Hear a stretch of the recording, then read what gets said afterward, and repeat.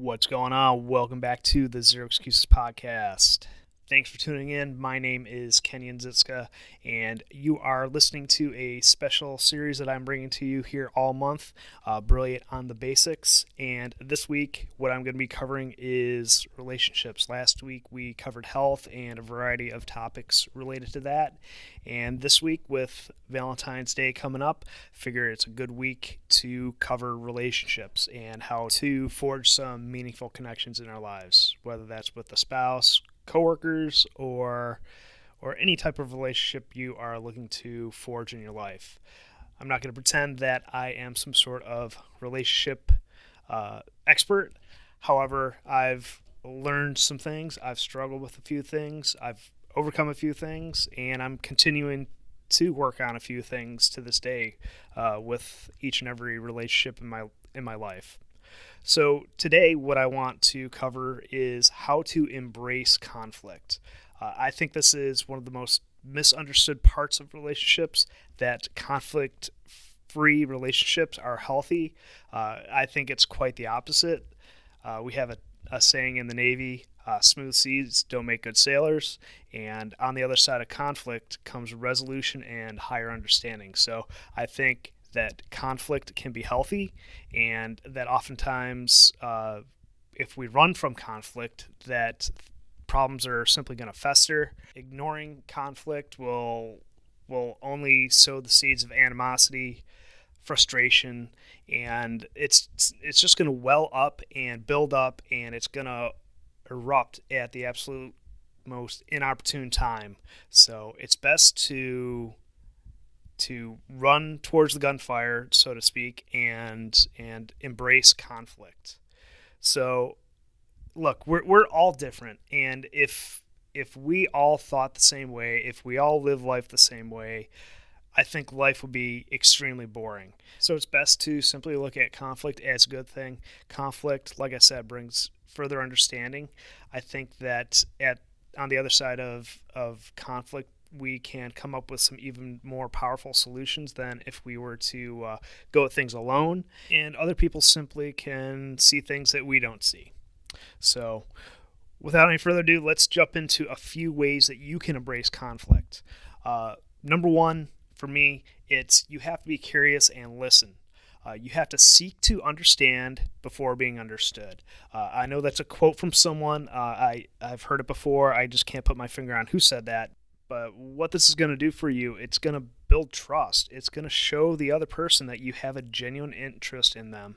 And it also shows them that it's going to be a two-way conversation, and that it's not going to be this one-sided argument. Most disagreements go sideways because there's a lack of understanding and lack of empathy between the two parties. And each and every one of us, all we want is to be understood and empathized with. So by being curious, listening, and asking some good questions, not just nodding your head and saying mm-hmm all the time, is going to go a long way.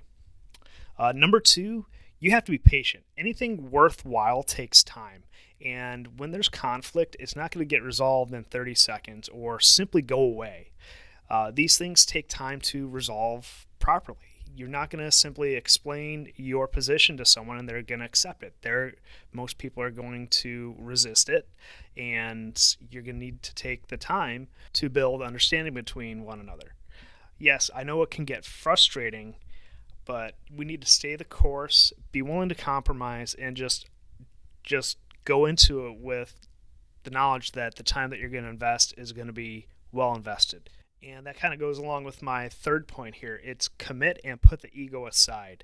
It doesn't really matter who wins the quote-unquote conflict. It just has to get resolved. Another point I want to make here is we have to stop keeping score of who does what, especially within marriages and deep committed relationships. We have to respect each other's contributions to making the household or the relationship work. Just to give you guys a quick example from my wife and I's marriage, we've decided that my wife is going to be, for the most part, a stay-at-home mom, and I'm going to be the one that works and brings home that steady paycheck. Neither one of those is better or worse than the other. And there's going to be some days where I have it pretty easy at work, and there's going to be some days where I have it hard. And same goes for her. The bottom line here is that the contributions that we make to the relationship moves us towards our overall vision for ourselves and our family. And that's really what's important here. And lastly, and probably most importantly, you got to put down the phone, turn off the TV, and give your undivided attention to the other person. It might not even be the most ideal time, and you would rather do something else at that time, but like I said before, letting this problem fester or letting this conflict just kind of stew is not going to make it go away. So that's all I have for you guys today. We'll wrap it up here. Like I said at the beginning, I'm not a relationship expert. These are simply things that I've learned over the years, and I'm continuing to apply and continuing to work on to this day. I'm curious how you guys embrace conflict. What are some of your ideas? You can either send me an email directly, kenyon.ziska@gmail.com, or join us in our close Facebook group. Join us in the conversation over there where we're talking about this topic and many of the other previous topics that we've covered here on the podcast. You can join us there at facebook.com/groups/0excuses. And if you're looking to take this a step further than that and join in a brotherhood of men who are putting this stuff into practice every day and have that accountability with each other and are looking to instill a framework to apply these things in your life, I encourage you to check out our Infinite Results Mastermind group over at kenyonziska.com/results. And I also have a very few exclusive one-on-one coaching slots available. If you're interested in that, you can apply at kenyonziska.com/discipline.